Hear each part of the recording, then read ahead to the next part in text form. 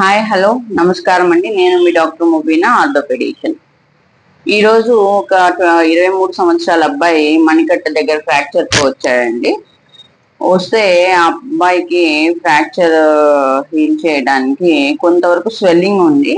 అందుకని స్లాబ్ వేసాము. స్లాబ్ అంటాము, ఒకవైపు మాత్రమే పిఓపితో వేస్తే. అలాగే పూర్తి కట్టు అంటే పూర్తిగా రౌండ్గా వేస్తే దాన్ని క్యాస్ట్ అంటాము. స్లాబ్ అనేది అప్లై చేసాము. అది ఎలా వేస్తామో ఒకసారి ప్రాసెస్ని చూడండి.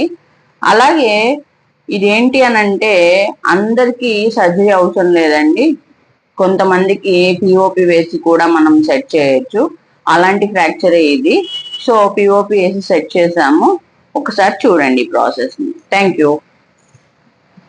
ఇక్కడ చూడండి, ఇద్దరు ట్రాక్షన్ అంటాము, ట్రాక్షన్ కౌంటర్ ట్రాక్షన్ అంటామండి దీన్ని. అలా ఇచ్చి కొంతవరకు లాగి సెట్ చేస్తాము. సెట్ చేసిన తర్వాత సాఫ్ట్ బ్యాన్ అంటాము, కాటన్ లాంటిది, అది వేస్తాము. అది కాటన్ లాగా వేసి రోల్ చేస్తాం అన్నమాట, అంటే ఇన్ఫెక్షన్స్ రాకుండా. నెక్స్ట్ ఏం చేస్తామంటే పిఓపిని లేయర్స్ లాగా చేస్తాము. లేయర్స్ లాగా చేసి ఆల్రెడీ పెట్టుకొని ఉంచుకుంటాము.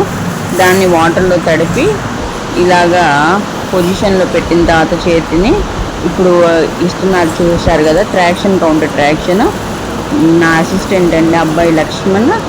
అలాగే రెండో వైపు డాక్టర్ విజయ, ఆవిడ ఫిజియోథెరపిస్ట్. వీళ్ళిద్దరే నాకు ఇలా పిఓపి వేయడానికి హెల్ప్ చేస్తారు, ట్రాక్షన్ ఇవ్వడానికి.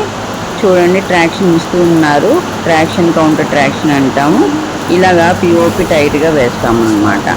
ఎక్కువ లూజ్గా వేయకూడదు, ఎక్కువ టైట్గా వేయకూడదు. ఎందుకు అంటే స్వెల్లింగ్ ఎక్కువ ఉంటుంది కాబట్టి. ఒక్కొక్కసారి కొంతమందికి ఫింగర్స్ అనేవి లావుగా అయ్యే అవకాశం ఉంటుంది వాపు వల్ల. సో ఇలా ట్రాక్షన్ ఇచ్చి దాన్ని కరెక్ట్గా పొజిషన్లో పెట్టి అలానే ఉంచితే కొంతసేపటికి అది హార్డ్గా అయిపోతుందండి. అలాగా అదే పొజిషన్లో మెయింటైన్ చేస్తే ఫ్రాక్చర్ అనేది తొందరగా హీల్ అయిపోతుంది, వంకర లేకుండా.